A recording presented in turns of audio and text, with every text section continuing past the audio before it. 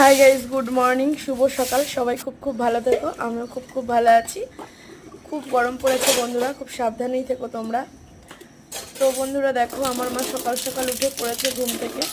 যাই হোক, মা না কারো কাজ পছন্দ করে না। আসলে আমার মা নিজে হাতে কাজ করে করে অভ্যস্ত। তো আমরা যেমন কাজ করি না, আমাদের মানে হেল্পিং হ্যান্ড না হলে আমরা পারবো না, কিন্তু আমার মা নিজে হাতে সব।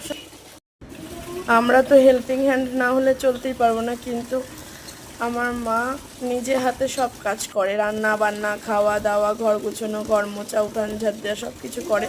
তো এখন মায়ের শরীর খারাপ বলে আমি হেল্পিং হ্যান্ডের ব্যবস্থা করে দিয়েছি মাকে। কিন্তু দেখো, হেল্পিং হ্যান্ডটাকে মা একটু পছন্দ করে না। তারপরেও মা 10 বার করে জল দিচ্ছে, মা কাজ করছো কেন? কাজের লোক কাজ করে গেছে। বিরক্ত হচ্ছে যে নিজে হাতে কাজ করবো।